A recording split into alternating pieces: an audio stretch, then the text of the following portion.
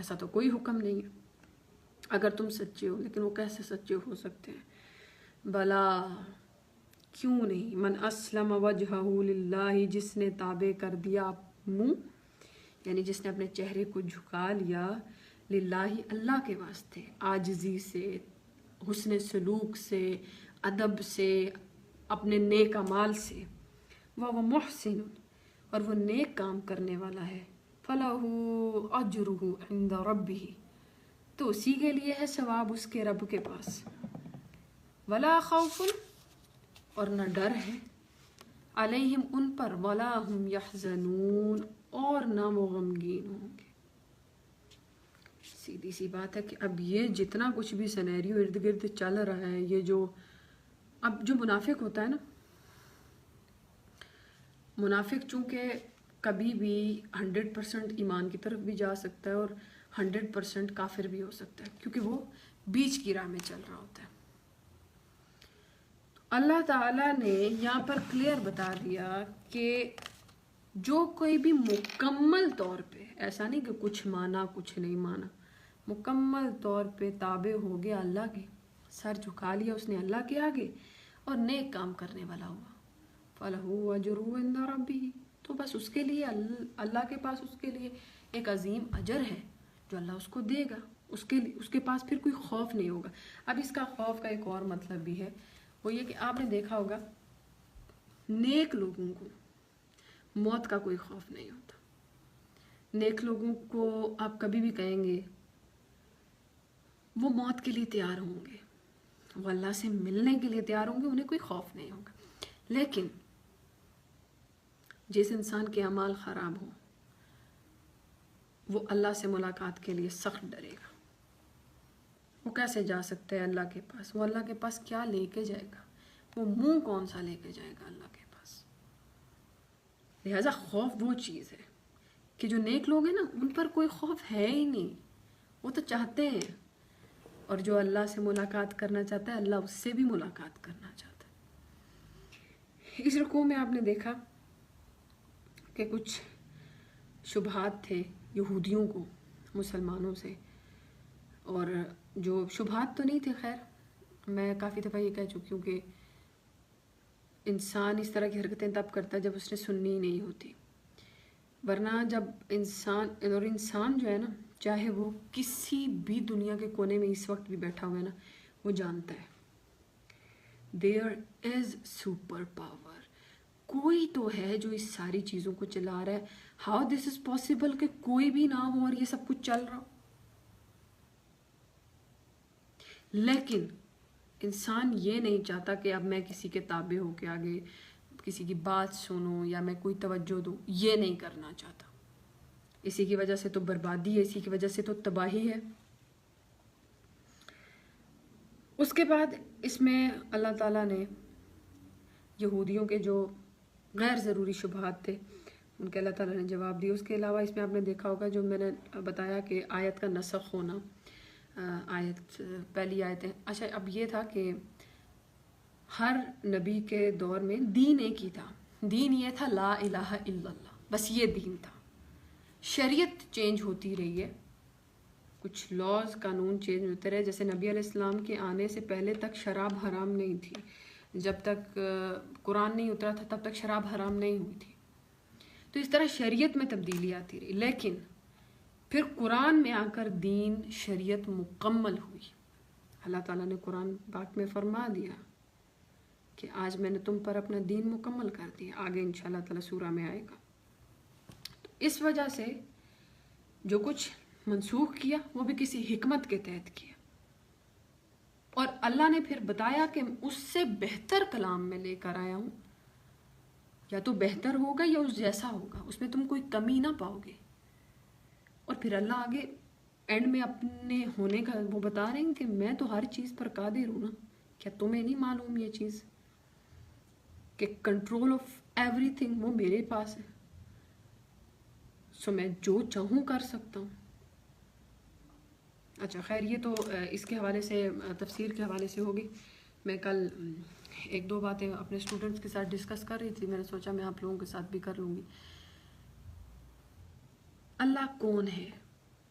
اللہ کیا ہے، اللہ نے قرآن کیوں بھیجا ہے، میری زندگی میں جو تکالیف آتی ہیں وہ کیوں آتی ہیں، جو مجھے مسائل پیش آتے ہیں وہ کیوں آتے ہیں، کیا میں ان مسائل کی وجہ سے اب اللہ سے نفرت کرنے لگ جاؤں کہ اللہ میرے ساتھ ایسا کیوں کر رہے ہیں، کیوں مجھے تکلیف دے رہے ہیں؟ نہیں، ایسا نہیں۔ اب میں آپ کو بتاتی چلوں، جب انسان کو، اور اب جس طرح کے سوالات ایتھیسٹ لوگ اور بے وقوف قسم کے لوگ پیدا کرتے ہیں، اللہ نے قرآن میں یہ حکم کیوں دیا، یہ کیوں دیا، یہ کیوں کہا؟ جس انسان کو دنیا میں کسی بھی انسان سے محبت ہو جاتی ہے، انسان کہتا ہے، انسان خود کہتا ہے کہ میرا محبوب اگر یہ کہے کہ دن کو رات کہے گا تو میں بھی دن کو رات کہوں گا، اگر وہ رات کو دن کہے گا تو میں بھی رات کو دن کہوں گا، ایسا ہی ہے۔ تو پھر جہاں سب سے حقیقی عشق اللہ کی بات آتی ہے، جس پر محبت ختم ہوتی ہے، وہاں پر ہم کیوں اللہ کے کہنے پر دن کو رات اور رات کو دن نہیں کہتے؟ وہاں کیوں ہمیں شیطان یہ ورگلاتا ہے کہ اب تم سوال پیدا کرو دماغ میں؟ میں یہ کہتی ہوں، یہ میرا ایمان ہے کہ اگر یہ تو اللہ رب العزت کا کرم ہے، ہر نعمت، اگر اللہ رب العزت مجھے دونوں ہاتھ بازو نہ دے اور میں آج سے لے کر مرتے دم تک زمین پر رینگتے ہوئے بھی زندگی گزاروں، تو میں تب بھی یہی کہوں گی کہ اللہ ہے اور اللہ مجھ سے بہت محبت کرتا ہے۔ یہ کیسے ہو سکتا ہے کہ میں اللہ کے خلاف کھڑی ہو کے کوشچنز کروں؟ مجھے اللہ کے ہونے پہ شک ہی نہیں، مجھے اللہ کے حکم میں کوئی عیب ڈھونڈنا ہی نہیں۔ اگر مجھے بظاہر عیب نظر بھی آ رہا ہو، میں تب بھی نہیں مانوں گی۔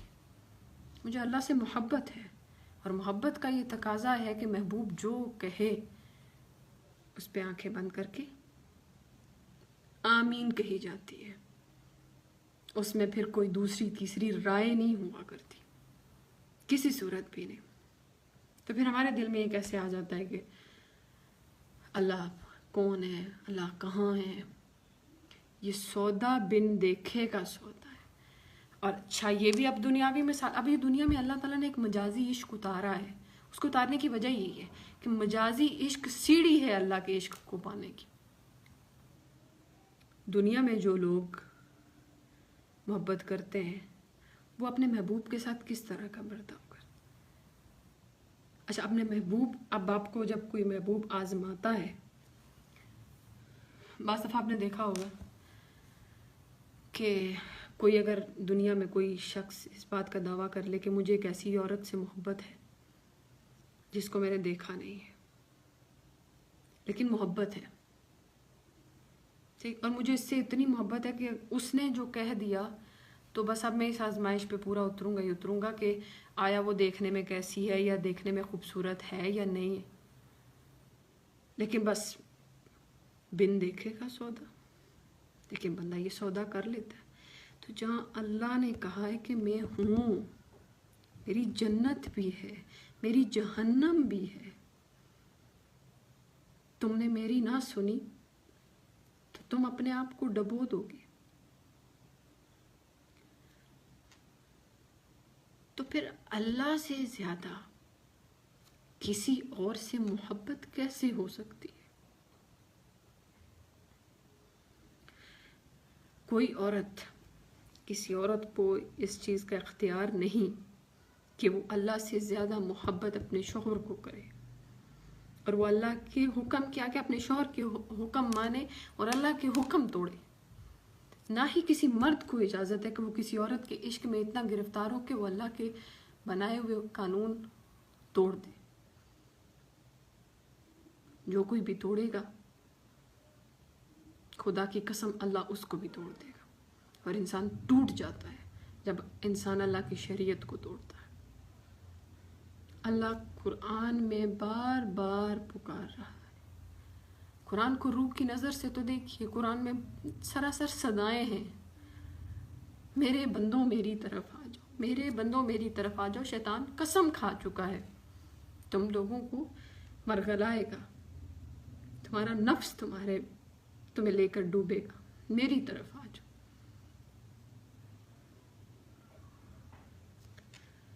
ہم سے جایا ہی نہیں جاتا، ہم سے ہوتا ہی نہیں ہے.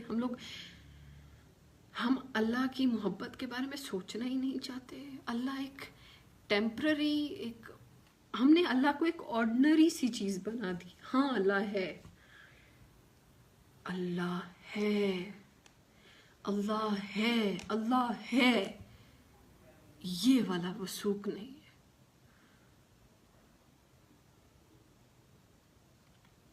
اللہ آپ کو بھی، اللہ مجھے بھی اور میرے سننے والے ہر انسان کو عمل کی توفیق عطا فرمائے. وآخر الدعوانا الحمد للہ رب العالمین.